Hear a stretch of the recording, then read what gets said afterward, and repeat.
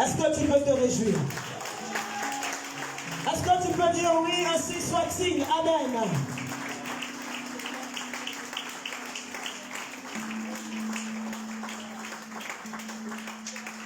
Et Yahweh, sois loué. Et Yahweh, sois loué. Dis avec moi. Et Yahweh, sois loué. Quelqu'un peut chanter plus fort. Oh, et Yahweh, sois loué. Et Yahweh, sois loué.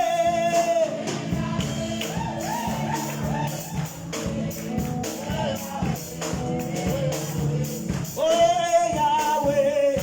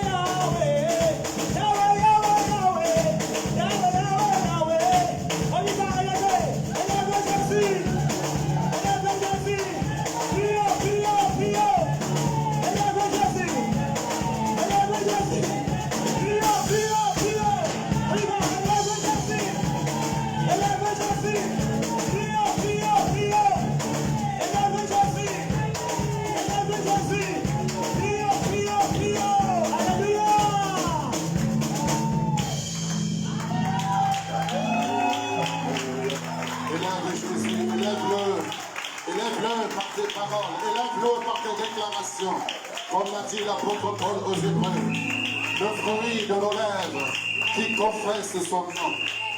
Le fruit de nos lèvres qui confesse son nom.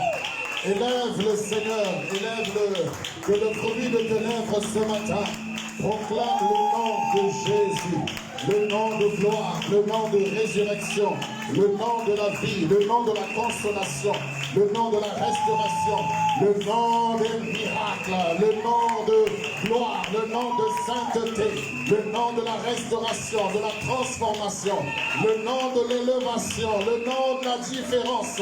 Nous élevons le nom de Jésus. Alléluia. Celui qui a laissé le tombeau vide, celui qui a englouti la mort dans la victoire. Alléluia. Merci Jésus. Le chemin, la vérité et la vie. Le grand conquérant, le grand conquérant. Nous l'appelons le puissant guerrier, celui qui est fort dans le combat. Alléluia. Il n'a pas peur du combat. Il n'a pas peur des défis. Il n'a pas peur des challenges. Il est plus que vainqueur. Je ne peux pas le comparer. Je ne peux pas le comparer.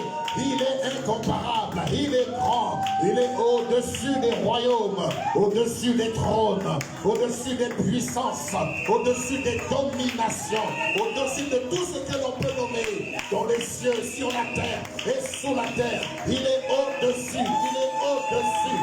Alléluia, j'aime Jésus, mon roi, mon sauveur, celui qui débrouille ma vie et qui en fait une vie de gloire, celui qui change mon cœur et qui l'amène réellement à manifester sa grandeur. Il est vivant, Jésus, il est roi, il est Seigneur. Notre Dieu est vivant, alléluia. Notre Dieu est vivant, notre Dieu est vivant. C'est notre langage humain qui disons qu'il est ressuscité, mais notre Dieu est vivant. Parce qu'avant la mort, il est vivant. Pendant la mort, il est vivant. Après la mort, il est vivant. Il est le même hier, aujourd'hui et éternellement. Alléluia. Oh, sois fier de servir ce Dieu-là. Le seul Dieu qui pardonne. Le seul Dieu compatissant. Le seul Dieu riche en bonté et lent à la colère. Le seul Dieu, le Dieu de gloire. Le Dieu de la seconde chance, comme les hommes peuvent le dire. Il est le Dieu de toute grâce. Un homme comme l'apôtre Paul, un meurtrier, mais il en a fait un apôtre. Et Paul dit, je suis ce que je suis par la grâce de Dieu. Moi qui étais autrefois persécuteur, mais il a fait de moi un prédicateur. Je suis ce que je suis par la grâce de Dieu. Lorsque nous parlons de grâce, nous parlons d'une seconde vie. Nous parlons d'un changement, d'une transformation, d'un état à un autre. Oh, un prisonnier qui se retrouve en liberté alors qu'il n'a pas payé quoi que ce soit. C'est ce que nous appelons la grâce. Ce n'est pas la grâce présidentielle, ce n'est pas la grâce royale, ce n'est pas une grâce impériale, ce n'est pas une grâce gouvernementale, mais c'est la grâce divine. La grâce divine. Elle ne consulte pas un homme, elle ne consulte pas une institution, mais il s'impose car il est Dieu. Nous sommes en train de le louer, le fruit de nos lèvres qui confesse son nom. Son nom est la solution, son nom est résurrection, son nom est le chemin, la vérité et la vie, son nom est pain de vie, son nom est lumière, son nom, son nom, son nom. Son nom, oh j'aime le nom de Jésus, le nom de Jésus. Le nom de Maradona a régné dans le monde footballistique, mais il a été enterré, mais il ne peut revenir à la vie. Mais le nom de Jésus a traversé les siècles, on a traversé les siècles. On a parlé d'Alexandre le Grand, le conquérant. On a parlé de César. On a parlé de tant d'empereurs, de rois, de pharaons. Mais notre Dieu est vivant. Il est vivant. Jésus est vivant. Alléluia. Oh Seigneur, Daniel a pu dire de toi que tu es le maître des temps et des circonstances. En d'autres termes, tu es le maître de temps et de l'histoire. Car les historiens commencent l'humanité à partir de Jésus. À l'an zéro, à partir de Jésus. Car il est l'alpha et il est l'oméga. Merci Seigneur. Que toute la gloire te revienne. Au nom de Jésus. Je vous souhaite une excellente année avec Jésus-Christ de Nazareth. Le compagnon fidèle, tout au long de cette année, il est encore avec nous. Il nous a fait traverser la vallée de l'ombre de la mort.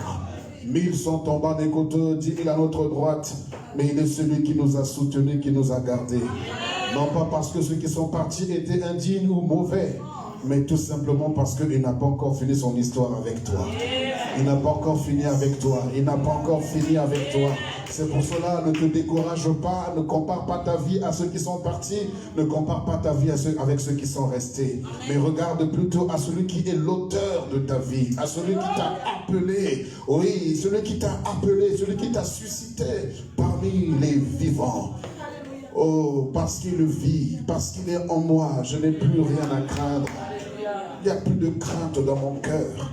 La mort n'a plus de puissance devant moi, car il est vivant en moi. Et je peux dire comme Paul, Christ est ma vie, la mort m'est un gain. Oh Seigneur, laisse que ton Église vive réellement ta présence. Merci Saint-Esprit ce matin de nous faire rentrer dans cette nouvelle année, dans ce premier dimanche de l'année. Oh, nous croyons que tu as dit de ne pas minimiser le faible commencement. C'est pourquoi nous voulons être attentifs, Seigneur Dieu, à ce que tu voudrais nous dire en ce premier dimanche. Oui, Seigneur, nous croyons que ce que tu vas dire ce matin va déterminer les autres dimanches.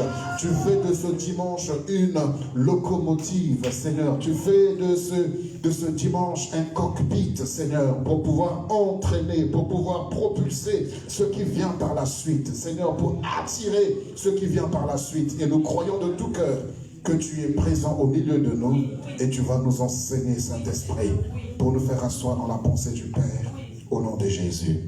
Amen. Amen. Nous allons nous asseoir dans sa divine présence. Bonne année à tous, peuple de Dieu. Voilà. 2021 hier était un futur, mais 2021 aujourd'hui est un présent. Et lorsque nous parlons de présent en anglais, on parle d'un cadeau. Donc sachez que 2021 est un cadeau pour tout un chacun de nous. En d'autres termes, c'est un don. Le Père Noël est passé ou n'est pas passé, mais nous avons un Père céleste. Amen, amen. Qui nous donne, qui nous fait des dons parfaits. Car dit tout don parfait vient d'en haut. Tout cadeau excellent vient du Père céleste, chez qui il n'y a ni changement ni ombre de variation. Le Père Noël varie. Quand il fait chaud, il n'est pas là. Seulement, il est là seulement pour quelques jours. Mais je dirais que cette année, il a été atteint par le Covid. On ne l'a pas vu parce qu'il n'est pas passé. Alléluia. Même apparemment, Jésus aussi, pour ceux qui célèbrent la naissance de Jésus, cette année, Marie a accouché par césarienne. Parce qu'à minuit, il n'y avait personne dans les églises, dans les messes. Donc ils ont fait la césarienne, ils ont dû faire les messes plus tôt. Mais notre Jésus vit au siècle et des siècles. Il n'est pas à la croix, il n'est pas influencé ni limité par le temps. Alléluia. Gloire à notre Dieu.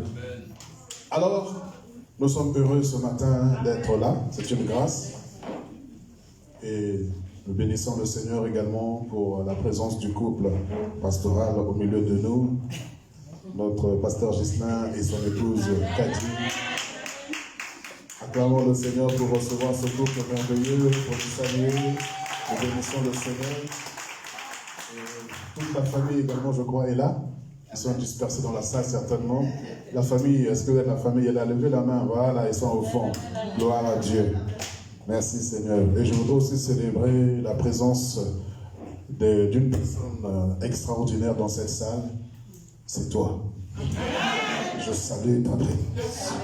Tu es formidable, tu es exceptionnel, tu es un homme, une femme de valeur. Tu es précieux. Je ne suis pas en train de te flatter, mais je te dis la vérité. Parce que le regard de Dieu est différent du regard des hommes. Les hommes peuvent t'apprécier parce que tu fais ce qui leur semble bon à leurs yeux. Mais Dieu, que tu fasses ce qui n'est pas bon ou pas, il t'aime et il veut ton changement.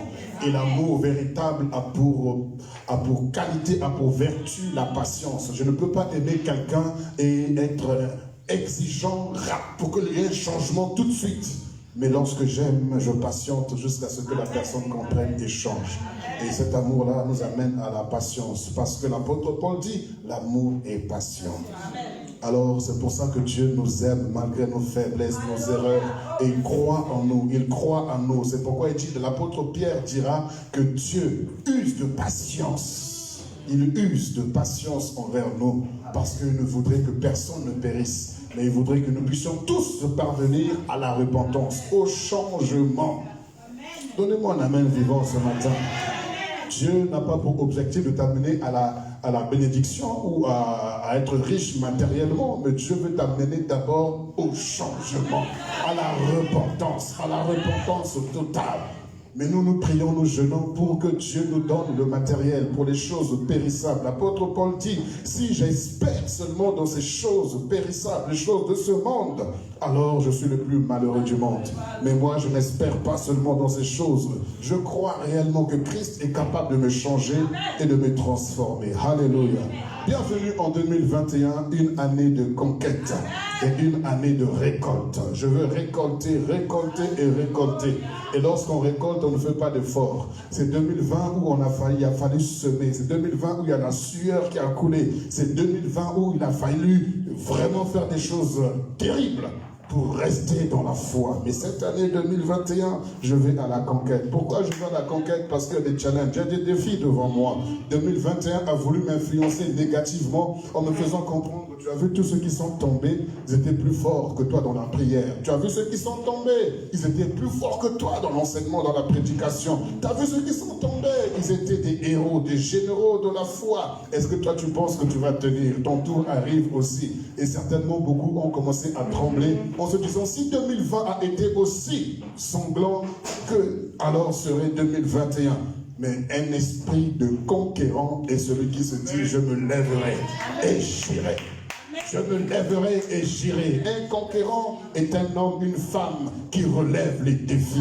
Un conquérant est une personne qui ne se laisse pas intimider par les événements ni par les circonstances. Un conquérant est une personne qui ne recule pas, mais qui avance. Un conquérant est une personne qui a déjà gagné avant même la bataille. Un conquérant est capable de prophétiser la victoire devant une armée plus forte que lui ou plus forte que elle. Un homme comme David qui est en train de parler à un géant. Il n'avait jamais été à la guerre. Il n'avait jamais combattu. Mais il est en face d'un homme 3 fois plus grand que lui, 4 fois, 5 fois plus grand que lui. Mais il est en train de prophétiser la mort de cet homme. Il est en train de prophétiser également comment est-ce que sa chair sera consommée. Il dit que toi, tu ne connaîtras pas la corruption, mais ta chair sera consommée fraîche.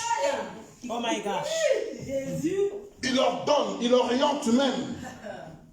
Il dit, alors que le Seigneur dit, tu es poussière, tu retourneras poussière. Mais David dit que ta chair ne connaîtra pas la corruption. Parce que les chiens vont manger ta chair. Les oiseaux des champs vont manger ta chair. En d'autres termes, les ours que j'ai laissés affamés dans la brousse, les lions que j'ai laissés affamés dans la brousse, je leur donne ton corps en festin. Voilà un conquérant. Frères et sœurs, tu dois savoir te lever pour dire cette année 2021, je n'ai pas besoin. Tous les prophètes qui viendront parler sur ma vie ne doivent que confirmer ce que je déclare.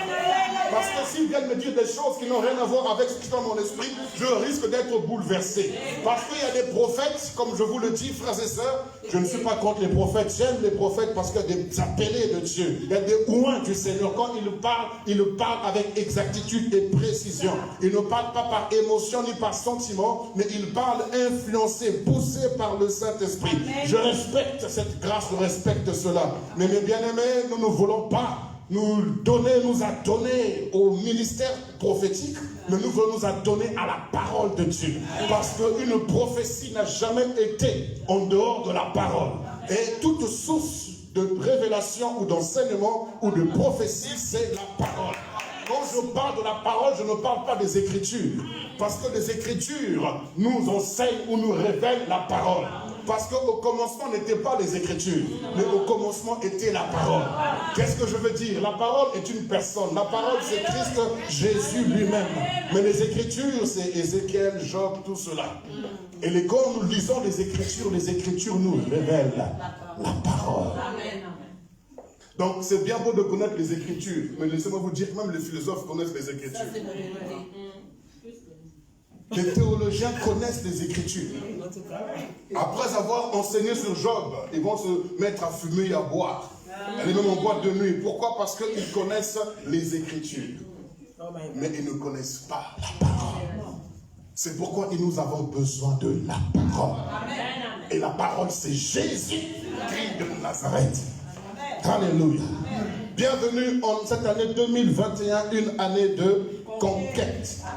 Donc, j'ai défini ici la mentalité d'un conquérant. Un conquérant, je répète, il est une personne qui ne recule jamais devant le danger.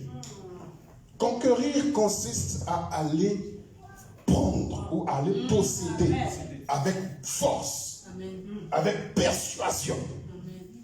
On impose son autorité, on impose sa loi. Vous savez pourquoi Dieu a appelé ses disciples apôtres? Ce n'est pas un mot qui vient du ciel. Jésus n'a pas ramené un mot qui vient du ciel. Jésus a pris les mots qui sont sur la terre pour exprimer ce que devait être son église ou son peuple. Le mot apôtre vient donc du mot grec ou du mot latin apostolos. Pourquoi il prend le mot apostolos? Parce qu'à l'époque, c'était l'Empire romain qui était à la une. Et les Romains donc avaient une vision d'aller à la conquête du monde entier avec César. Il n'y avait pas seulement César, il y avait d'autres empereurs avant César. Et donc c'était des conquérants. Et ils allaient donc dans un milieu, et ce milieu ayant une civilisation, un mode de vie, ils avaient donc leur tradition, leurs coutumes, mais les Romains envoyaient ce qu'on appelle les apostolos. Les apostolos, c'était des ambassadeurs, des personnes qui étaient instruites, des personnes qui avaient la connaissance de la doctrine ou des principes romains. Et quand ils arrivaient dans une nation où il n'y avait pas encore d'empire romain, ils venaient, ils s'adaptaient, mais ils inculquaient la mentalité romaine à ces personnes qui avaient leur tradition et leurs coutumes. Donc ils injectaient par leur façon de penser, dans leur pensée, la mentalité romaine.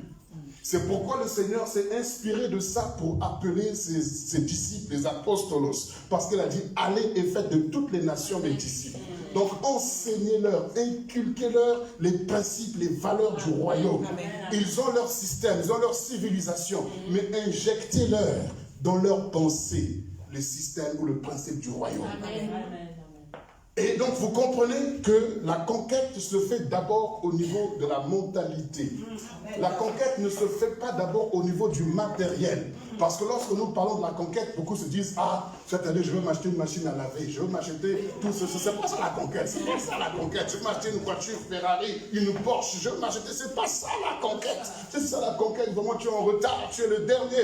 Parce que le mafieux le plus terrible a déjà acheté 15 voitures, 150 voitures. Donc tu es en retard. Mais lorsque je parle de la conquête, il faut d'abord commencer par la véritable conquête. Et la première des conquêtes que tu dois faire, c'est d'abord ta propre mentalité, tes pensées. Amen. Va à la conquête, va assujettir, va dominer, va gérer, amen, va contrôler tes propres pensées. Amen. Ah, il n'y a pas d'amen, hein? Amen. Parce que la véritable conquête commence par l'intérieur. Parce que tu ne peux pas aller conquérir si toi-même tu n'es pas conquis. Si tu n'es pas conquis, tu ne pourras pas les conquérir. Si tu ne te domines pas toi-même, comment tu pourras dominer l'extérieur? Si tu n'arrives pas à te gérer toi-même, il n'y a pas la maîtrise de soi. Comment tu vas les maîtriser les autres? C'est faux, c'est archi faux. Vous savez, il y a une crise identitaire parmi les chrétiens. Ils sont des chasseurs de démons. Ils lient les démons, mais eux-mêmes, ils sont en pagaille en eux. Oh my God. Ils sont en pagaille, ils sont embrouillés. Tu peux voir une personne faisant du bruit. Quand elle a fini de prier, elle ne sait même pas où elle est. Qu'est-ce que je vais manger? Et toi qui viens de chasser les démons, toi qui viens de chasser les puissances, les autorités spirituelles, et tu es en train de te poser la question, qu'est-ce que tu vas manger? Un morceau de pain. Pourquoi? Parce que tu es en pagaille en toi. Il y a une bouillabaisse en toi. Et on va changer cette bouillabaisse au nom de Jésus. Il n'y a pas beaucoup d'amen ce matin. J'ai dit, on va changer cette bouillabaisse au nom de Jésus. Je suis en train de parler de l'esprit de conquête. Et durant tout ce mois de janvier, on va parler de la conquête. Donc je suis en train d'introduire, en tant qu'apôtre, je pose le fondement et on va bâtir dessus durant tout ce mois de janvier. J'aimerais te dire que tu ne sortiras pas de ce mois de janvier pareil. Tu vas avoir l'esprit de la conquête. Tu seras violent spirituellement. Il y a des choses qui sont à ta portée. Mais parce que ta mentalité t'a infligé l'échec, que tu es écrasé. Laissez-moi vous dire que les yeux n'influencent pas les pensées. Mais ce sont les pensées qui influencent les yeux. Parce que ce que tu vois, les yeux, c'est simplement un outil. Les yeux, c'est comme un canal, un instrument. Vous prenez l'appareil photo. L'appareil photo, vous le dirigez. C'est un instrument. Donc, il va balayer tout le paysage. Maintenant, tout dépend de toi, de ce que tu veux comme image. Et c'est toi qui vas ordonner au portable de faire arrêt sur image. Donc, en vérité, les yeux, c'est comme ton portable. Les yeux se promènent. Maintenant, tout dépend de tes pensées. Qu'est-ce que tu veux comme image? Tout à fait. Parce que là où tout le monde voit la même chose, mais toi, à cause de tes pensées, tu vois différemment. Oh my God. C'est la vérité. C'est pourquoi il faut aller à la conquête d'abord de tes pensées. Tout à fait. Même si vous ne dites pas amen, c'est pas grave. Ce soir, je m'en vais. Là-bas, on a fait comme dire amen. Alléluia. Alors, rappelez-vous, juste à titre de rappel, les derniers passages que nous avions lus, que cela soit le dimanche dernier, le vendredi d'avant et le vendredi dernier également, nous avions parlé de 2 Rois chapitre 7. On ne va pas revenir là-dessus, mais juste m'appuyer là-dessus pour que nous puissions avancer. Rappelez-vous que ce sont des lépreux qui sont allés à la conquête d'un camp. Et ils ont commencé par leurs pensées. Amen. Ils ont commencé par réfléchir. Ils disent, quoi donc? Est-ce qu'on va rester ici? Si on reste ici, on va mourir. Si on songe à aller en arrière, à rentrer dans le passé aussi, il y a la mort. Mais si on va en avant, il y a 2 choses. Ou alors on va nous laisser vivre, ou alors on va nous tuer. Au moins là-bas, il y a 2 possibilités. Donc là où il y a 2 possibilités, donc il y a beaucoup plus de chances, entre guillemets. Allons. Allons. C'est tout. L'esprit de conquête consiste déjà à travailler la mentalité d'un concurrent. Et la mentalité, quand je parle de la mentalité c'est une machine à produire les pensées.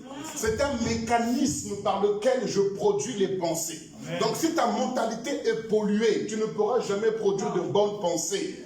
Donc le problème, ce ne sont pas tes pensées, le problème c'est la machine. Il faut voir la machine, il faut examiner la machine. Dans quel état se trouve ta machine?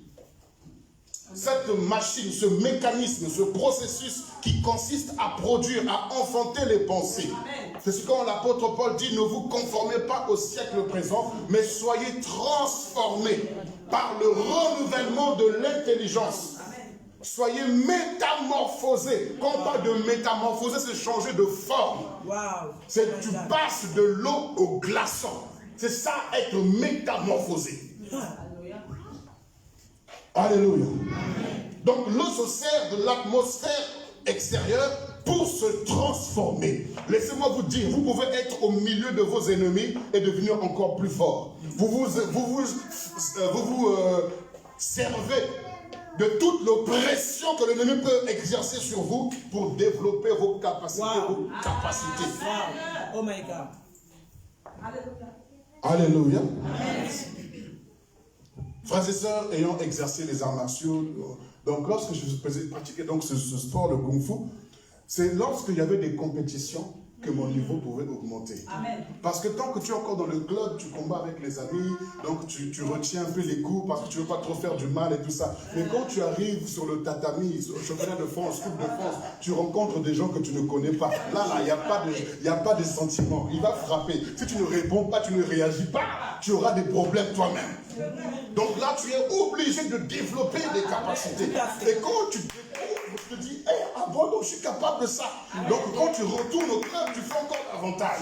Je suis en train de dire que lorsque tu passes par des situations difficiles ou quoi que ce soit, vous savez, l'aigle se sert de la tempête pour voler.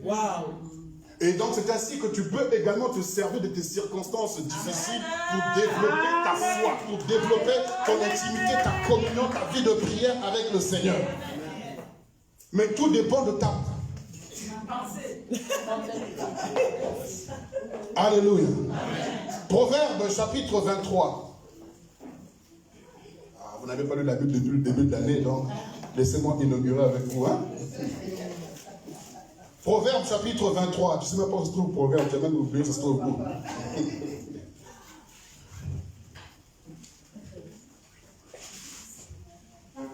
Le verset 26, et le verset 6 et le verset 7. Proverbe 23, le verset 6 et le verset 7. Alléluia. Amen. Je lis la parole du Seigneur dans Proverbe 23, versets 6 et 7. Ne mange pas le pain de celui dont le regard est malveillant et ne convoite pas ses friandises, car il est comme les pensées de son âme. Mange et bois, te dira-t-il, mais son cœur n'est point avec toi. Amen. Amen. Donc le verset 7, car il est tel que sont les pensées de son âme. Car il est, telles sont les pensées de son âme. Donc, il y a un philosophe, comme vous savez, qui a dit, je pense donc je suis. Voilà d'où il a tiré sa philosophie. Donc, ce qui fait ta vie, ce qui fait ton être, je pense donc je suis, c'est la manière dont tu penses. Donc, le bonheur ne viendra pas de l'extérieur, le bonheur viendra de toi. Ton être ou ton bien-être ne viendra pas de l'extérieur, mais viendra de toi. Beaucoup pensent que c'est quand je vais me marier que j'aurai le bonheur. C'est quand j'aurai les enfants que j'aurai le bonheur. C'est quand j'aurai le travail que j'aurai le bonheur. En vérité, ce n'est pas ce qui est extérieur. Le bonheur commence par ton être. Amen. Pour qu'il y ait le bien-être, on dit que tel qu'il est, telles sont ses pensées. Donc ce sont tes pensées. Quand tu penses le bonheur, quand tu fais tout pour être dans le bonheur, tu auras le bonheur. Amen. Ce n'est pas l'extérieur qui va te donner le bonheur. Alléluia. Amen. Vous savez, frères et sœurs, aujourd'hui, nos églises, les églises locales, nous développons plus la prière pour développer les dons spirituels. Wow. Mais on ne prie pas pour notre âme. Oh my God. Or, le diable, la Bible n'a jamais dit qu'il est l'ennemi de nos dons. Mais il est l'ennemi de nos âmes. Donc, il fait tout pour que ton âme soit déstabilisée. Il fait tout pour que ton âme soit déboussolée. Il fait tout pour que ton âme soit blessée. Vous savez, la blessure de l'âme peut durer toute une vie. Wow. Oh my God. Sans cicatriser. Lorsque vous parlez aux Français des Allemands, automatiquement, vont vous parler de la guerre à 39-45. Parce que cette blessure est encore là. Quand vous parlez aux Américains des Vietnamiens, ils se souviennent de leur défaite. Parce que la blessure est là encore là. Et cette blessure ne peut être guérie qu'en Christ Jésus. Donc ça fait qu'il y a beaucoup de chrétiens, des serviteurs de Dieu même, qui servent le Seigneur, mais étant blessés. Wow. Wow. Et quand tu es blessé, tu ne peux donner que ce que tu as. Parce que tu es, telles sont tes pensées. Et comme tes pensées sont traumatisées, tes pensées sont blessées, tes pensées sont KO, qu'est-ce que tu vas donner aux gens? Mais bien aimés, faites attention, méfiez-vous. Et quand vous donnez un tel message, méfiez-vous, méfiez-vous, méfiez-vous, les gens seront méfiants. Or, la Bible ne m'a pas enseigné la méfiance. La Bible m'enseigne la prudence. La méfiance est la prudence du diable. Et la prudence à l'excès, c'est de la méfiance. Wow. La méfiance, c'est l'homme qui cherche à se protéger d'un danger inconnu. Je répète, ça c'est ma définition.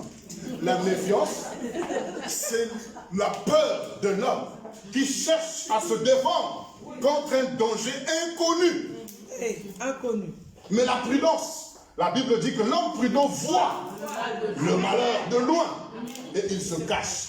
Voilà l'homme prudent. Il ne marche pas par l'imagination, mais il marche par la vue. Il voit de loin, il discerne. Car dis-moi la sagesse, j'ai pour demeure le discernement. question de chercher à s'auto-protéger contre des choses qui n'existent pas. Parce que les gens m'ont dit, soyez attention, méfiez-vous, méfiez-vous. Celui qui te dit méfiez-vous, c'est parce qu'il est blessé, il est KO, il est à terre. C'est ça. C'est pour cela, avant de vouloir travailler ton don spirituel, travaille d'abord ton âme. Amen. Avant de vouloir travailler ta voix, travaille d'abord ton âme. Amen, amen. Tu ne peux pas aller à la conquête avec ta voix. Merci. Tu iras à la conquête avec ton être. Tout à fait. Parce que si tu ne vas pas à la conquête avec ton être, tu iras avec le paraître. Or, quand tu vas avec le paraître, or tout ce qui paraît est appelé à disparaître. Et tout ce qui est appelé à demeurer. Or, ce qui est en vérité est caché, on ne le voit pas, c'est en toi. Tel il est, telles sont ses pensées. Or, toi là, on ne te voit pas. Tes pensées, on ne les voit pas. Mais c'est ça qui va demeurer. Merci. C'est pour cela que l'homme, lorsque les pensées de l'homme sont dévoilées, ils se sont nus. C'est pourquoi lorsque la parole vient, souvent on veut se cacher sous la chaise. On veut se cacher, on veut disparaître parce que qui lui a dit ça? Qui lui a dit ça? Qui lui a dit ça? C'est le Saint-Esprit. Alléluia. Proverbe 23, le verset 7. Va à la conquête de tes pensées. Va à la conquête de tes pensées. Tu penses trop mal. Tu penses trop mauvais. Tu penses méchant. Tu penses horrible. C'est pourquoi même tu rêves. Tu ne fais que des rêves bizarres. Quand est-ce que tu vas rêver que le Seigneur t'a révélé des choses extraordinaires? Tu ne fais que des cauchemars et des cauchemars. Pourquoi? Parce que ton âme est le vidéoprojecteur.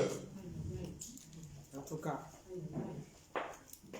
On nous dit que les rêves viennent de la foule de nos pensées, de nos soucis. Alors c'est pour ça que je n'ai pas bien dormi. Tu es essoufflé dans ton propre sommeil. Dieu t'a donné pour faire dodo. Nous voilà qu'il y a des perturbateurs qui viennent te perturber et tu acceptes ça aussi. Il faut te fâcher à un moment donné pour dire, écoutez, j'ai besoin de faire dodo, laissez-moi tranquille. Alléluia. Les pensées. J'en ai parlé la semaine dernière, je reparle de ça, le Seigneur me dit de reparler de ça ce matin. Parce que Dieu, écoutez-moi bien, Dieu veut utiliser tes pensées. Dieu veut passer par tes pensées. Vous savez, le Seigneur veut passer par tes pensées pour faire un travail. Mais il y a un message qui vient à l'oreille de Dieu. Veuillez patienter, votre correspondant est déjà en ligne. Nous lui indiquons votre appel par un signal sonore. Donc tes pensées sont tellement occupées qu'il y a un signal qui dit veuillez patienter. Dieu attend que tes pensées soient libres. Amen. C'est pourquoi Philippiens 4, verset 8, si on peut lire rapidement. Lisons la Bible un peu, lisons la Bible. Tourne un peu les pages de ta Bible. Philippiens chapitre 4, le verset 8. Philippiens 4, verset 8. Au reste, frères, que tout ce qui est vrai, que tout ce qui est honorable, tout ce qui est juste, tout ce qui est pur, tout ce qui est aimable, tout ce qui mérite l'approbation, ce qui est vertueux et digne de louange, soit l'objet de vos pensées. Waouh! Frères et sœurs, prenons ce verset 8 là. Méditons-le durant tout ce mois de janvier. Amen. Pour nettoyer tes pensées. Amen. Si tu vois que tu penses, ce que tu penses n'est pas vrai, ne continue pas dans cette voie. C'est tout. Si tu penses que ces pensées ne sont pas dignes de louange, dignes d'approbation, ce ne sont pas des pensées honnêtes, ne continue pas là-dedans. Fais marche arrière, refuse. Va à la conquête de tes pensées, domine tes pensées, saisis, maîtrise tes pensées, gère, canalise tes pensées, refuse que tes pensées aillent dans tous les sens. Vous savez, vos pensées sont liées directement à vos nerfs. C'est pourquoi il dit, il nous faut avoir de l'assurance dans le Seigneur pour que nous puissions avoir une bonne santé. Quand tu as des mauvaises pensées, tu n'auras pas une bonne santé. En tout cas. Pourquoi beaucoup font des crises d'AVC? Tout est lié aux pensées, l'âme. Si ton âme, c'est pourquoi l'apôtre Jean dira, je souhaite, il n'a pas dit je prophétise, il a dit je souhaite, frère, que vous soyez prospères à tous égards, que vous soyez en bonne santé, comme prospère l'état de votre âme. Donc il faut que ton âme soit prospère. Quand on parle de la prospérité, ça signifie sortir d'une situation avec force. Amen. Mais on parle seulement de la prospérité financière. Il y a également la prospérité dans tous les domaines. C'est-à-dire que tu sors d'une situation avec force. Donc soyez prospères dans tous les domaines comme prospère l'état de ton âme. Donc si ton âme ne prospère pas, tout ce que tu appelles prospérité n'est pas prospérité. Voilà. Il faut que ton âme, le siège de tes pensées, soit prospère. Que ton âme soit capable de sortir de toute situation. Amen. C'est pourquoi l'apôtre, le roi David dira, hé mon âme, pourquoi tu t'abats? Pourquoi t'as battu mon âme? Mon âme, bénis l'Éternel. Mon âme, célèbre l'Éternel. Et n'oublie aucun de ses bienfaits. Wow. Le problème que tu as des soucis, tu as affaibli, tu as battu. En vérité, c'est ton âme qui a un problème. Il faut travailler. Parce que pour la même situation, vous allez voir que Jésus a un langage différent des autres. Devant la maladie de Lazare, on vient d'annoncer cette maladie. Il dit cette maladie n'est pas pour la mort, mais elle est pour la gloire de Dieu. Amen. Et quand on lui dit que Lazare est mort, il dit non, il n'est pas mort, il dort. Pourquoi? Tout est au niveau de la mentalité. Donc la mentalité est le facteur, la mentalité est le moteur qui permet d'analyser ce que les yeux voient, ce que les oreilles entendent. C'est un moyen pour filtrer, pour analyser. C'est un mécanisme, c'est une machine que nous avons. Et je peux vous garantir qu'aucun ordinateur, aussi rapide soit-il, ne peut être aussi performant que ta mentalité. Wow. Tout à fait. Parce que c'est l'homme qui a créé cette machine. Or, l'homme ne crée jamais ce qui est plus grand que lui. Dieu a créé les cieux et la terre, mais la terre et les cieux ne sont pas plus grands que Dieu. Tu n'as jamais créé une maison, même si c'est plus grand de toi que toi de taille. Mais c'est toi qui domines cette maison. Donc si un ordinateur peut être aussi rapide, tout ce que vous voulez comme RAM, giga, tout ce que vous connaissez, mais Dieu, ou processus que vous connaissez là, quand vous connaissez, prenez vos termes là, laissez-moi dans la Bible. Mais Dieu te dit que tu es capable de réfléchir, de raisonner plus rapidement que la machine. Le diable a assujetti à dominer, à contrôler tes pensées. Et tu dois aller à la conquête de tes pensées. Tu dois te dire que cette année, j'arrête de mal penser. J'arrête de mal raisonner. J'arrête de mal réfléchir. Je veux que mes yeux voient selon ma mentalité. Or, ma mentalité est celle d'un conquérant. Ma mentalité est celle du royaume. Dans le royaume de Dieu. Regardez, Jésus, Dieu a été étonné d'entendre un langage qui n'était pas dans le royaume. De la bouche de son fils, de sa créature, Adam. Il a dit, j'ai entendu ta voix, j'ai eu peur, je me suis caché. Dieu dit, mais qui t'a appris? Quel est ce langage dont tu me parles, Adam? Dans le royaume, il n'y a pas la peur. Dans le royaume, il n'y a pas caché. Dans le royaume, il n'y a pas j'ai eu angoisse, j'ai stress. C'est quoi ce langage? Mais le royaume consiste en justice, en sainteté, en paix, en joie, en bonheur, en gloire, en miracle. Mais vous remarquerez que les enfants de Dieu n'ont plus ce langage. Ce langage est devenu religieux, sans impact. On le répète simplement pour faire plaisir par la grâce. Gloire à Dieu. Mais il n'y a plus d'impact. Parce qu'on ne comprend pas que ce ne sont pas des slogans, mais c'est le langage du royaume. En France, nous avons un langage pour parler de telle ou telle chose. En Angleterre également, dans tous les pays, il y a des langages, il y a des codes. Mais le peuple de Dieu n'a pas ce langage-là. Quand je proclame le matin, Seigneur, je bénis ton nom pour ce jour. Dieu ne regarde pas au manque de pain, mais je bénis Dieu parce que je sais qu'il a la provision pour moi pour aujourd'hui. je vous garantis, si vous travaillez vos pensées, si vous allez à la conquête de vos pensées, je vous assure que l'inquiétude n'aura plus de place dans vos cœurs. Les soucis n'auront plus de place dans vos cœurs. Vous allez vivre heureux sur la terre. L'apôtre Paul dit, nous sommes comme ayants mais n'ayons pas. Comme possédons mais ne possédons pas. Pourquoi? Ce n'est pas de l'orgueil, ce n'est pas de l'arrogance, ce n'est pas un rêve. Mais c'est parce que nous savons ce que nous sommes. Amen. Amen. Amen. Frères et sœurs, si tu veux t'épanouir, va à la conquête de tes pensées. Amen. Si tu ne vas pas à la conquête de tes pensées, le diable va aller à la conquête de tes pensées. Et là, quand il maîtrise tes pensées, tu es pire qu'une télécommande. Tu vas émettre des choses que tu ne veux pas émettre. Si on pouvait faire parler la télévision, je sais que dans les maisons, il y en a pas des bagarres entre la télé et celui qui a la télécommande.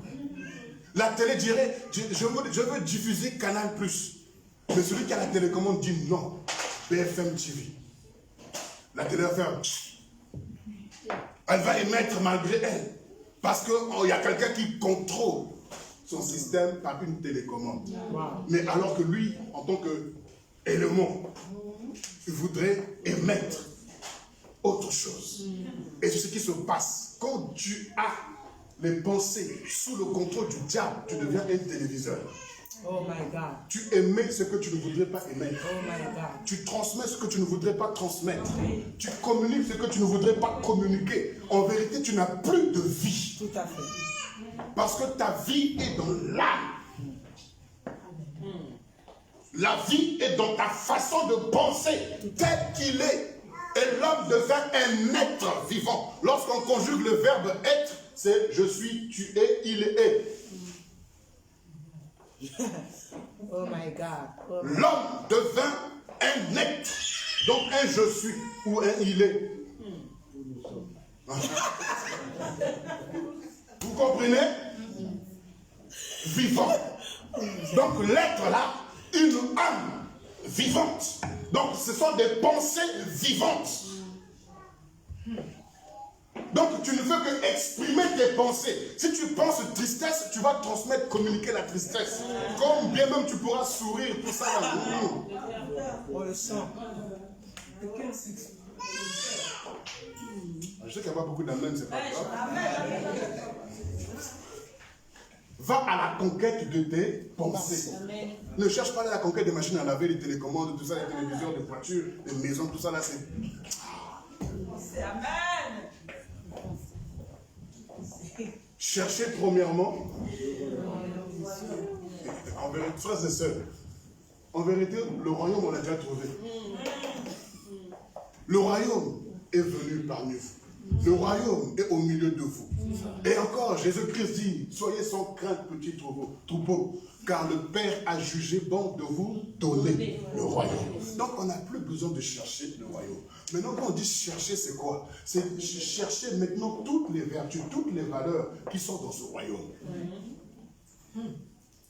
Parce que ce sont des païens qui n'ont pas encore trouvé de royaume qui doivent les chercher. Mais nous qui sommes dans le royaume, on doit maintenant chercher les vertus. Tout ce qui concerne le royaume, on doit chercher ça pour s'enrichir et s'épanouir et le manifester. Que ton règne vienne. Quel est le règne? Le royaume. Quand on parle du règne, on parle d'un roi, on parle d'un royaume. Amen. Amen. Oh my God. Amen. Il faut que ce règne vienne au travers de l'église, au travers du corps. Amen. Frères et sœurs, corona, tout ce que vous voulez, vaccin, tout ça là, ce n'est rien. Tant que l'église ne manifeste pas le règne, je vous dis que l'église ne partira pas dans la honte. L'église ne partira pas dans l'humiliation. Mais l'église partira dans la gloire. Tant que vous ne voyez pas cette gloire, dites-vous, mais maintenant c'est à nous de faire aussi ce travail. C'est à nous de faire ce travail. On est trop en retard, on est trop en arrière. Oh my God. Regardez, l'image de l'enlèvement, c'est l'image de l'Église, c'est Israël qui quitte l'Égypte. Lorsque Israël a quitté l'Égypte, Israël a quitté l'Égypte avec des grands biens. Et le Pharaon a dit qu'est-ce que j'ai fait en laissant partir ce peuple? Donc ils ont senti un vide. Quand l'église sera enlevée, il faut que le monde soit un vide. Le monde ne peut pas sentir bon débarras. Le monde doit sentir un vide. Mais pour créer ce vide-là, il faut qu'il y ait d'abord cette présence. Or, l'église n'est pas présente, elle est absente.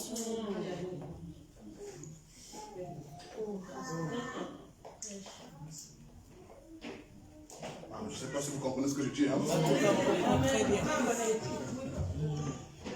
Or, pour être présente, il faut que je sois. Or, l'être est lié et contrôlé par les pensées. Wow. Que vois-tu? Ah. Toi, tu vois pas ce que tu vois là, toi, tu vois pas. Qu'est-ce que tu vois? Là, c'est une rédaction. Hein? Pourquoi? Parce que tes pensées sont polluées. Oh my God. C'est pourquoi même un prophète, un grand prophète comme Ézéchiel, Dieu lui pose la question, Ézéchiel, est-ce que ces ossements reprendront-ils vie? Un grand prophète. Il a dit en tout cas, moi j'ai pas de réponse. C'est toi, tu le sais, Seigneur, tu le sais. Donc il y a les prophètes aussi qui ne savent pas tout.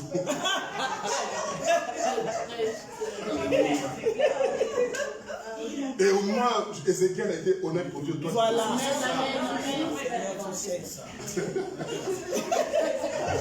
il n'a pas fabriqué, il n'a pas déclaré, il n'a pas bricolé pour dire oh non, je vois, non, non, il dit je vois rien, en tout cas. Là, vraiment, aucune inspiration. Vous savez pourquoi? Parce que pour l'homme, l'humanité entière, c'est que lorsque la vie arrive au niveau de l'os, il n'y a plus rien. Il n'y a plus rien à faire. Et Dieu était en train de parler du désespoir, du peuple de Dieu qui était abattu, du peuple de Dieu qui avait des pensées vraiment funestes, des pensées de mort, des pensées d'échec. Et ils étaient condamnés eux-mêmes, se sont mis dans des sépulcres, dans des tombes, pour dire que notre vie, elle est arrivée au niveau de l'os. Il n'y a plus rien à faire. Et encore pire, ces eaux-là ne sont pas des eaux fraîches, mais des eaux desséchées. Donc, on ne sait pas ces eaux si ça appartenait à un mannequin. On ne voit plus sa taille, on ne voit plus la beauté de son corps, ni ses formes, rien, plus rien. On ne sait pas si c'était un Mister Univers qui était constant, les muscles, tout ça, rien. On voit que des os. Et des os aussi qui sont desséchés. Wow. Wow. Maintenant, toi, te poses la question. Qu'est-ce que tu vois là? Est-ce que... Il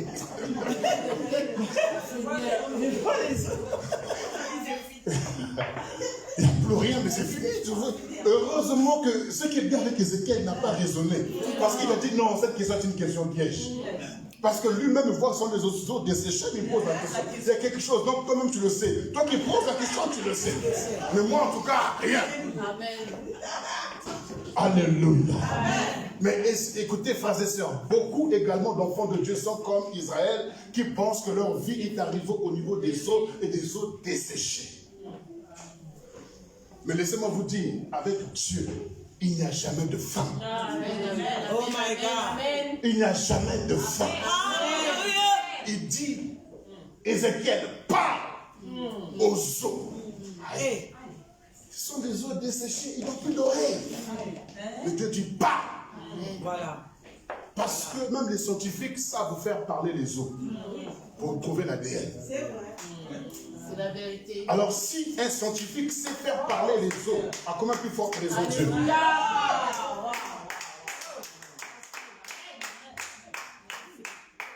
Et Dieu dit parle aux eaux.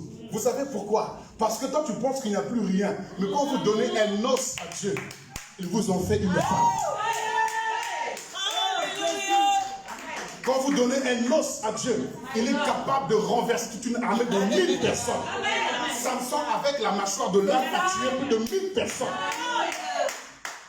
Vous donnez un os à Dieu, il vous ressuscite à mort. Les os d'Élisée ont ressuscité un cadavre. quand tu manges les os, pour toi, il n'y a plus rien, tu jettes. Or, c'est le commencement du festin du chien.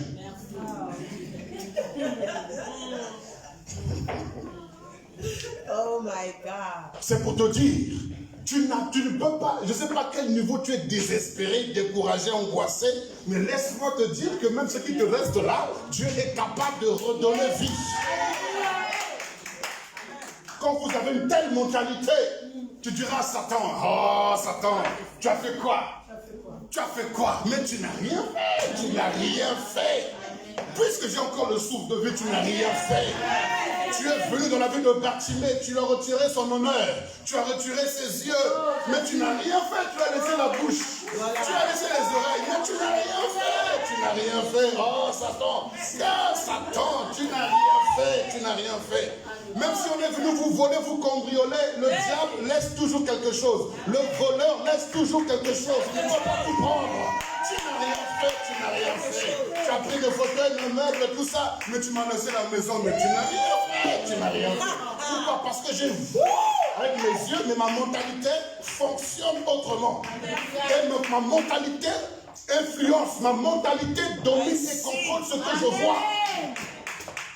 Pour dire, Seigneur, merci. Parce que je ne savais pas comment changer les meubles de ma maison. Mais tu m'as envoyé des déménageurs gratuitement. Je bénis ton nom, Seigneur. Puisque mon salon est encore en place, ma chambre est encore en place, Seigneur, Conforama existe encore. Nicolama existe encore. But existe encore. Meuble, je ne sais pas, existe encore. Seigneur, tu es le Dieu de ma provision. Tu es ma source. Mes pensées ne seront pas détruites. Mes pensées ne seront pas abattues. Seigneur, je bénis même ces personnes qui sont venues se servir dans ma maison. Parce que tu as dit dans ta parole ce que toi tu ne permets pas n'arrive pas. Puisque je sais que ma maison est gardée par les anges. Si tu as permis, Seigneur, que ton nom soit béni. Parce que tu me dis toutes choses concourent au bien de ceux qui aiment Dieu. Vous voyez, c'est un travail de mentalité, de pensée. Et quand je vois, automatiquement, je pense au royaume. Je pense selon la parole. Je ne suis pas abattu, je ne suis pas découragé. Et ce n'est pas un travail d'une semaine après, à l'instant même. Mon épouse est là, mon épouse est là, vous pouvez vous témoigner. En tout cas. Quel que soit ce que je rencontre par la grâce de Dieu, ma mentalité fonctionne selon le royaume. C'est exactement ça. Souvent, vous allez me trouver peut-être drôle. Tu peux m'expliquer une situation chaotique, vraiment, et je rigole. Je rigole. Je rigole. Je dis, hey, tu rigoles? Je dis, oui, je rigole. Et je rigole. Et après avoir rigolé, après je te la mets dans la parole. Après tu rigoles avec moi aussi. Toi, tu veux m'amener à pleurer? Non. Regardez, ils sont dans la barque. Pierre et les disciples et Jésus. Tous les disciples sont en train de se battre parce qu'ils le voient avec leurs yeux. Et leur mentalité se disent qu'on va périr. Et maintenant, quand ils réveillent Jésus, ils veulent embarquer Jésus dans leur mentalité. Ne vois-tu pas que nous périssons? Et une personne qui est blessée, une personne qui est brisée, si tu reçois la doctrine de cet homme, si Jésus avait reçu ça, il a commencé à se mettre au genou, oh Seigneur, je n'ai pas fini ma mission encore, Seigneur. Je n'ai même pas encore commencé, Seigneur. Jésus n'a pas parlé comme ça. Il leur a dit, homme de peu de foi. Homme de peu de foi. Où est votre foi? Et il dira, mère, chut, silence. Et la mère aussi, chut. Et les hommes sont regardés, mais qui est ce monsieur?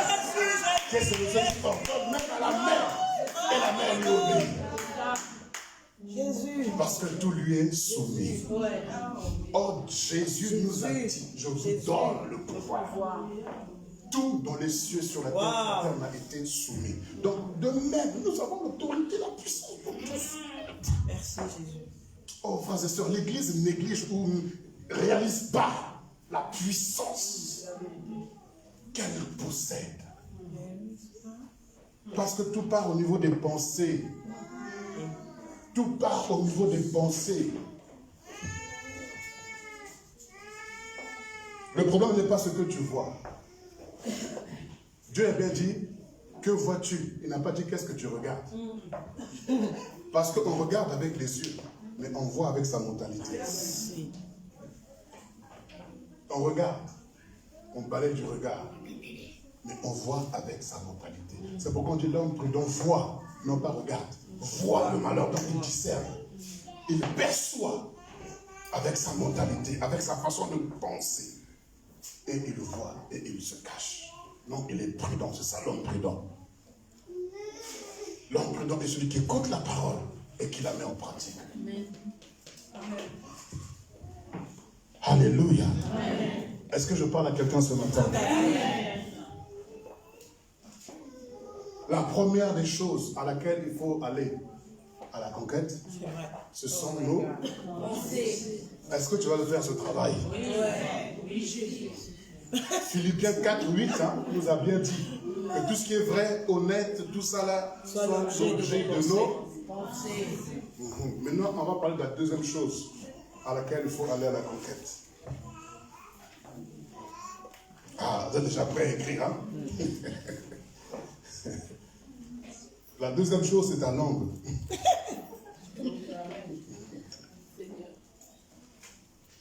Dis avec moi, ma langue. Je dis avec tristesse parce qu'elle t'énerve. Jacques chapitre 3. On va lire du verset 2 et on ira jusqu'au verset 12. Jacques chapitre 3, du verset 2 au verset 12. Comme c'est notre premier dimanche, permettons qu'en nous puissions lire la Bible ensemble.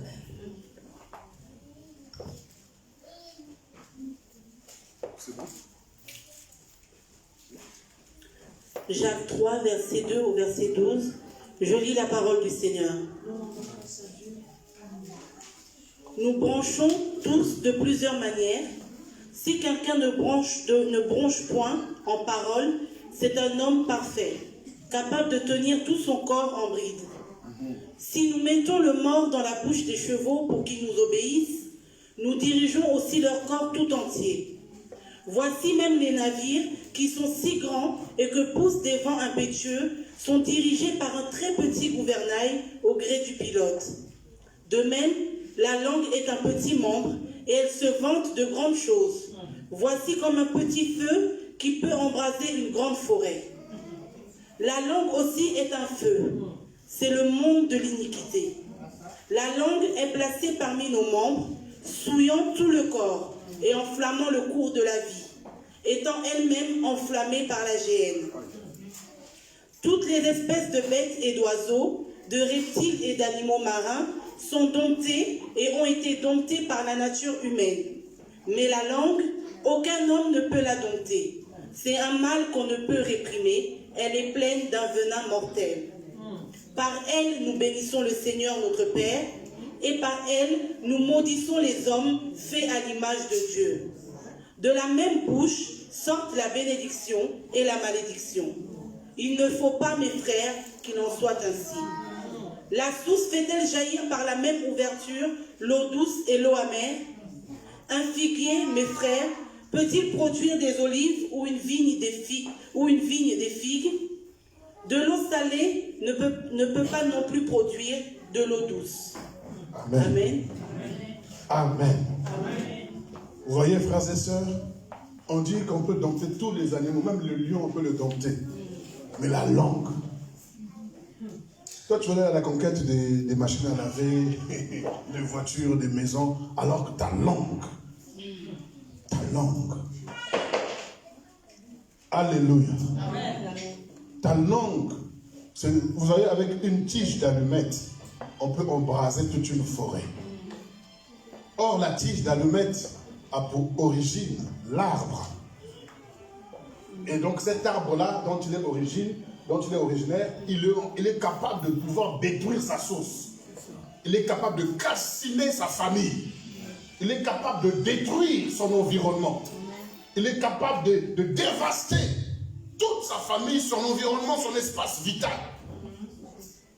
C'est ce que la langue fait. Elle est capable de détruire ta source, de détruire ta famille, de détruire ta propre vie, Oh my de God. détruire tes projets, Oh Dieu. de détruire ton avenir. Ta langue est capable de détruire tout. Là, on ne parle pas des sorciers, on ne parle pas des démons, on ne parle pas du diable, on ne parle pas de ton oncle, de ta tante, de ton grand-père, mais on parle de ta langue. Nous voyons les sorciers partout, alors que c'est ta propre langue qui est le premier sorcier ou la première sorcière. Tu dors et tu manges avec un sorcier. Tu te promènes, tu brosses les dents avec une sorcière. Avec la même bouche, tu bénis le Seigneur. Avec le même, tu maudis encore. Tu détruis, tu casses. L'homme qui a été créé à l'image de Dieu. Oh my God. Il ne faut pas qu'il en soit ainsi, frères et sœurs. Il faut que ça change. Ce que nous faisons n'est pas bon. Ta langue là, le problème c'est ta langue. Or ta langue est influencée par ta mentalité. Parce que tu auras un langage selon ta mentalité. Si tu es français, ta langue ne pourra pas s'exprimer autrement qu'en français. Parce que tu es dans l'espace, dans l'environnement où on parle le français. Ta mentalité est inculquée selon la France et selon les traditions françaises. Donc tu vas parler selon. Et souvent même en France, il y a des régions. Quand tu es parisien et que tu arrives à Marseille, on sait que toi tu es parisien. Le Marseillais, quand il quitte Marseille pour arriver à Paris, on dit que toi tu es un Marseillais. Parce que l'environnement te donne une mentalité et cette mentalité te donne à t'exprimer. Donc si vous arrivez à dompter, à maîtriser, aller à la conquête de vos pensées et de votre langue, je vous assure, vous êtes plus que vainqueurs. Il y a des situations qui ne pourront plus vous dévaster. Le proverbe 18, le verset 21 dit ceci: la mort et la vie sont au pouvoir de ta langue. Et celui qui l'aime en mangera les fruits. La mort et la vie sont au pouvoir de la langue des sorciers. La mort et la vie sont au pouvoir des démons. Non, la mort et la vie sont au pouvoir du diable. Et la mort et la vie sont au pouvoir de tes oncles, de tes tantes, de tes grands-parents. La mort et la vie sont au pouvoir de ta langue. Alors, on dit que toute malédiction sans cause est sans effet. Mais c'est parce que toi tu penses que tu es maudit que tu es maudit. Parce que tu es tel que tu penses. Mais si tu penses que tu es béni, tout ce que tu feras sera béni. Amen. Oh my God. Quand tu dis toi-même, je n'y arriverai pas, tout ton système obéit au gouvernail de ton corps, ta langue. Et tout se bloque, tous les systèmes nerveux, cardiaques, tout ça se bloque.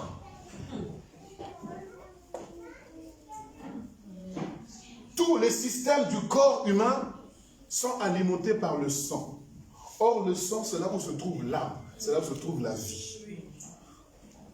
Le système nerveux, le système cardiaque, le système digestif, le système, tout ce que vous connaissez comme système, tout, respiratoire et tout ça, tout est contrôlé. Il y a le sang, ça passe partout. Donc, c'est pourquoi souvent, quand tu reçois une mauvaise nouvelle, tout ton système est paralysé.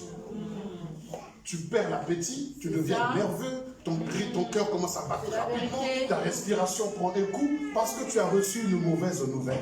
Et c'est pourquoi la Bible dit, heureux ceux qui ne craignent pas les mauvaises nouvelles. Automatiquement, quand tu refuses ou tu gères la mauvaise nouvelle, tout ton système fonctionne correctement. Amen. Tu n'auras pas d'hyper ou d'hypotension. Amen. Tu ne seras pas nerveux, je ne sais comment. Frères et sœurs, ne cherchez pas à tout connaître, à tout savoir. Tout à fait. Reste dans ton milieu. Tout ce qui est à toi, tu seras révélé. Mais si ce n'est pas pour toi, ne cherche pas à aller dans le couloir. Hein, on a dit quoi? Hein, comment c'est qui, c'est quoi? C'est quoi? Tu auras mal à la tête. En tout cas. Et tu risques de ne pas rester dans ton couloir. La mort et la vie sont au pouvoir de ta langue. Frères et sœurs, tu peux maudire quelqu'un avec ta langue, tu peux bénir quelqu'un avec ta langue. Et Dieu te dit cette année 2021, travaille tes pensées, travaille ta langue, et Dieu travaillera avec toi dans tes pensées et dans ton âme. Et rappelez-vous, Éphésiens 3 au verset 20 nous dit quoi? Notre Dieu la puissance de Dieu qui agit en nous, infiniment au-delà de ce que nous pouvons penser ou imaginer. Donc vous voyez que lorsque tu penses, Dieu agit. La puissance de Dieu agit en toi, pas en dehors de toi, en toi. Et fais même au-delà de ce que tu penses ou tu imagines. Maintenant, quand tu penses quoi? Je pense que je réussirai. Je pense que je suis béni. Je pense que j'irai de l'avant. Je pense que cette année est mon année. Je pense et je crois de tout cœur que je vivrai la gloire, les promesses de Dieu. J'irai de l'avant. Rien ne m'arrêtera. Tout obstacle deviendra pour moi un tremplin, une échelle pour aller plus loin. Mes ennemis vont se changer en vitamines pour moi. Et ils vont m'encourager. Mes ennemis deviendront mes coachs. Dans le nom de Jésus, mes ennemis deviendront mon tapis rouge au nom de Jésus, parce qu'il a dit, vous marcherez sur les serpents et les scorpions. Or, quand vous marchez sur le serpent, le sang coule. Quand tu marches, ça devient un tapis pour toi. Et oui, tu marcheras sur l'aspic et le lionceau. Tu n'as pas peur, rien. Je fais de moi en cette année un bulldozer. Tout ce qui se lève contre moi sera renversé, sera terrassé. Je vais à la conquête. Je vais à la conquête.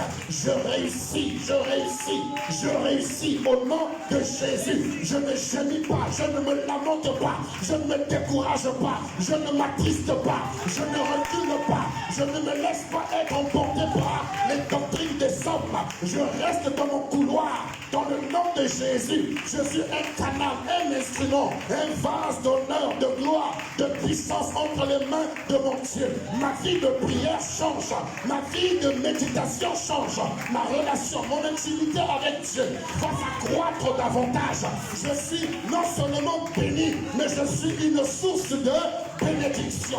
Ceux qui s'approchent de moi seront contaminés par la grâce, la faveur de Dieu qui m'environne. Tout lieu que foulera la plante de mon pied, je le possède naturellement et surnaturellement. Là où je suis, là est la vie. Là où je suis, là est la paix. Là où je suis, là est la consolation. Là où je suis, là est le conseil. Là où je suis, là est l'orientation. Je proclame, je déclare, je confesse sa parole, ses promesses.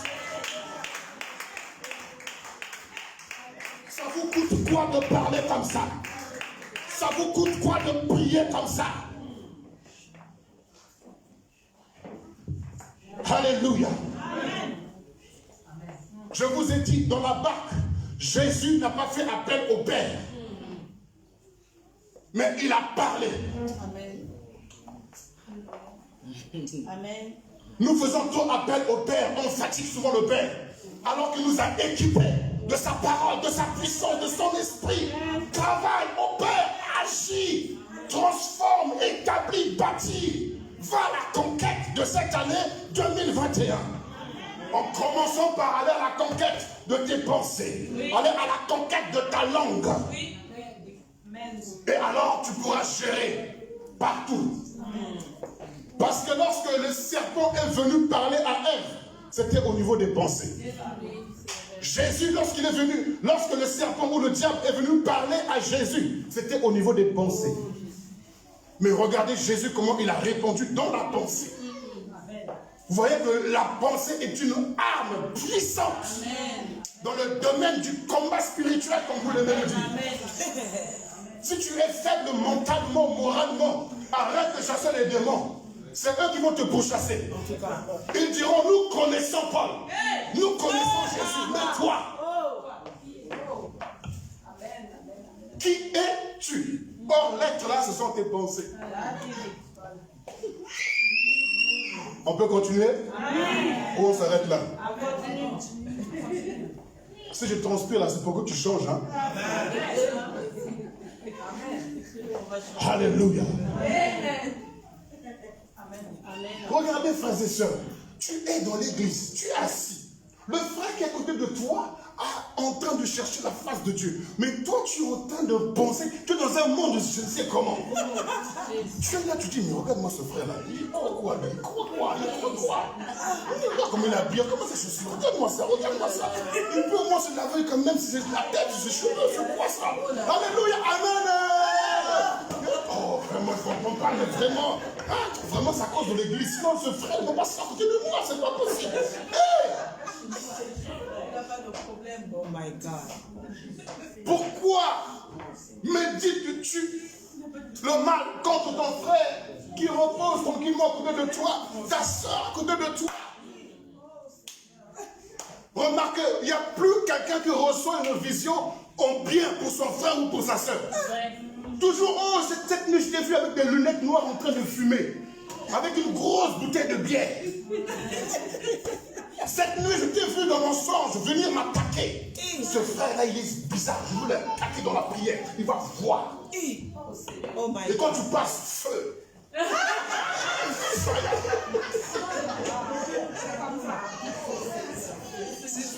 Parce que tes pensées sont polluées.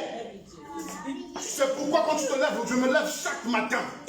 Parce que la Bible dit, lorsque les vignerons sont venus pour planter le blé, dans la nuit, pendant que ceux qui avaient fait cette plantation dormaient, l'ennemi est venu aussi planter l'ivraie. C'est pourquoi quand je me lève le matin, je dis, Seigneur, tout ce qui n'a pas été planté par toi, soit déraciné. Au nom de Jésus. Parce qu'il peut te donner un songe bizarre. Et puis toi-même tu te dis, c'est la vérité. C'est pas la vérité, c'est un mensonge. Oh, le pasteur devient bizarre. Je l'ai vu cette nuit-là, elle était bizarre. Je l'ai vu en short, bizarre là. Et puis en haut, là, il avait juste un petit cinglé. Et puis il se baladait des tapettes et tout ça. Il était bizarre. Quel bizarre. Toi-même, examine tes pensées. Examine ta vie de prière. C'est comment?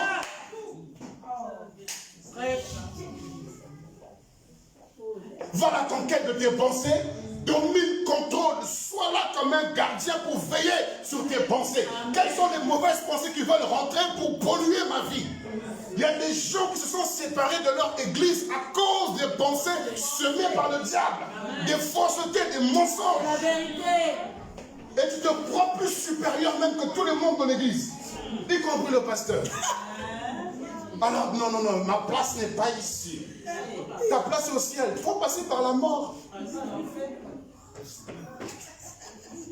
Alléluia. Il est temps que ça change. Le changement ne viendra pas parce que tu as changé de vêtements, ou de costumes, ou de chaussures, ou ta coiffure. C'est pas ça le changement. Le changement, c'est l'homme intérieur. Le changement, c'est ta façon de penser. Le changement, c'est ton langage. Le changement, c'est ton comportement. Change. Amen.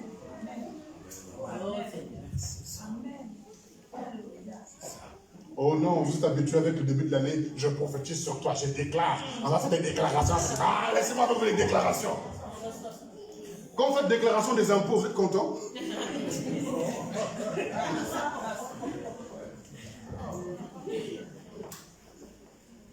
Je déclare, je prophétise. Ok, c'est très bien, gloire au Seigneur. Mais avant de déclarer, prophétiser, vois d'abord ton état. Vois d'abord ton état. Vois d'abord l'état de tes pensées. Vois d'abord l'état de ta langue, ton langage. Tout ce qui sort de ta bouche, ce n'est qu'amertume. Toujours le mal, le mal, le mal, le mal. Quand est-ce que la bénédiction sortira de ta bouche? Quand est-ce que les bonnes paroles sortiront de ta bouche? Quand? Tu attends toujours qu'un homme de Dieu, une femme de Dieu vienne de l'extérieur pour dire je vois sur toi. Et tu commences à pleurer. Comme font les Africains. Alléluia. Ça doit changer. Aujourd'hui, pas demain, aujourd'hui. Il faut que tu décides de changer. C'est le début de l'année. Il faut que tu dises cette année, je vais aller à la conquête. Tout ce que je vois, dans ma mentalité, tout ce que je vais proclamer. Laissez-moi vous dire, je répète, tu es capable de chanter une chanson que tu n'as pas composée. Tu sais pourquoi? Parce que tu la chantes avec ta propre bouche. Et ta mentalité retient plus ce qui sort de ta bouche que ce qui sort de la bouche de l'autre. Tu ne pourras pas retenir tout le message que je prêche ce matin. Mais si tu l'écoutes sur le cassette et que tu le répètes avec ta propre bouche, tu vas vite le retenir. C'est pourquoi il a dit à Josué, médite ce livre de la loi, que ça ne s'éloigne pas de tes lèvres. Ça ne doit pas s'éloigner de tes lèvres. Donc il faut que tu proclames cette parole. C'est comme ça que les Juifs font. Et nous, on nous a donné le chapelet, je vous salue Marie. Mais les Juifs, eux, déclarent la parole. Amen. Et là, il est marqué, vous rentrerez. Lui-même, il remplace le vous par son prénom. Oui. Amen. Amen. C'est pourquoi les Juifs ont une mentalité. Ils travaillent, ils avancent. Oh, dans le silence, ils avancent. Et ils sont dans tous les domaines. La vérité. Mais nous, l'Église, on est seulement dans le domaine ecclésiastique. Et encore là-dedans, il y a de l'hypocrisie, la religiosité, tout ça. Frères et sœurs, tant que l'Église va toujours être là, vous êtes en jeûne et prière, lundi, dimanche, mercredi, tous les jours de la semaine, jeûne et prière, matin, midi, soir. Quand est-ce que vous allez travailler? Quand est-ce que vous allez entreprendre? Quand est-ce que vous allez faire des affaires? Quand est-ce qu'on va influencer la société? C'est bien de jeûner et prier, c'est une très bonne chose. Mais il faut être sur le terrain. Moïse n'était pas seulement sur la montagne avec les bras levés. Il y avait un Josué sur le territoire en train de travailler. Nous ne sommes pas tous appelés à plein temps sur la montagne en train de lever les bras. Il y a des Josué qui doivent aller à la conquête des entreprises. Des Josué qui doivent aller chercher et implanter des affaires. Vous voulez tous monter sur la montagne parce que je suis, oh Dieu m'appelle, Dieu m'appelle, je sens son appel. Yes. Ah, va sur le territoire, va sur le terrain. Va faire des études, deviens médecin, deviens docteur, deviens professeur, deviens ingénieur. Imposons-nous dans tous les domaines de la société. Ne nous cachons pas dans nos églises, frères et sœurs. On peut être serviteur de Dieu en ayant une boutique. On peut être servant de Dieu en ayant un cabinet médical. On peut être serviteur de Dieu en étant patron responsable.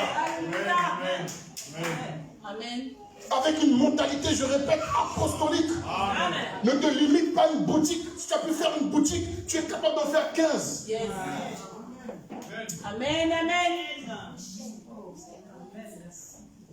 Ah, il faut que je m'arrête, je vais m'énerver. Hein. Je risque de faire comme Moïse, casser les tables de la loi et puis ça ne sera pas bon. Donc, travaillez vos pensées, mes frères et sœurs. Travaillez votre langue, frères et sœurs. Et que sur ces paroles, que le Seigneur vous bénisse.